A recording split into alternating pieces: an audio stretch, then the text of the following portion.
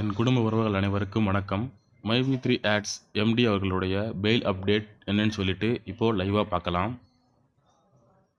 Google open பண்ணிவிட்டு அதில் court அப்படின்னு சொல்லி டைப் பண்ணோம் அப்படின்னா இந்த பேஜ் வரும். இதில் ஃபஸ்ட்டு லிங்கை கிளிக் பண்ணோம் அப்படின்னா இந்த மாதிரி பேஜ் ஓப்பன் ஆகும். இதில் சிஎன்ஆர் நம்பர், கேஸ் ஸ்டேட்டஸ் சொல்லிட்டு நிறைய ஆப்ஷன் இருக்குது. நாம் சிஎன்ஆர் நம்பர் என்ட்ரு பண்ணோம் அப்படின்னா அந்த கேஸுக்கான அப்டேட் நமக்கு கிடைக்கும். இப்போது சிஎன்ஆர் நம்பர் நம்ம என்ட்ரு பண்ணலாம். நம்பர் என்ட்ரு பண்ணி முடித்த உடனே கேப்சா கேட்கும். கேப்சா டைப் பண்ணிவிட்டு நம்ம கன்ஃபார்ம் கொடுத்த உடனே ஆட்டோமேட்டிக்காக கரண்ட் ஸ்டேட்டஸ் என்னன்னு சொல்லிட்டு நமக்கு தெரிஞ்சிடும். பார்க்கலாம். பாருங்கள், ஓப்பன் ஆகிடுச்சு.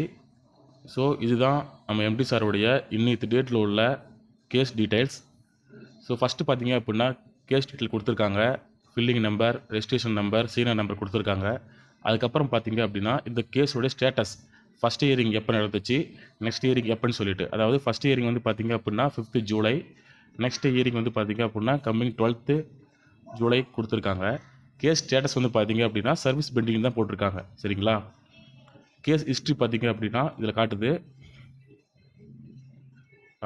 5ஆம் தேதி சர்வீஸ் பெண்டிங், 9ஆம் தேதி இன்னைக்கு வந்து பார்த்தீங்க அப்படின்னாலும் சர்வீஸ் பெண்டிங் தான். ஸோ எம்டி அவர்களுடைய கேஸ் வந்து 12ஆம் தேதிக்கு தள்ளி வைக்கப்பட்டுள்ளது. சரிங்களா? மேலும் சொல்கிறேன், எம்டி அவர்களுடைய பெயில் தள்ளி வைக்கப்பட்டுள்ளது, கேன்சல் ஆகலை. சரிங்களா? இதை வந்து ஒரு கூட்டம் வந்து இன்றைக்கி பெயில் கிடைக்கல, உங்கள் எம்டி வெளியே வர மாட்டார் அப்படின்னு சொல்லிட்டு பொய்யான தகவலை வந்து மக்களுக்கு சொல்லிட்டு இருப்பாங்க. அது எதையும் நம்ப வேண்டாம்.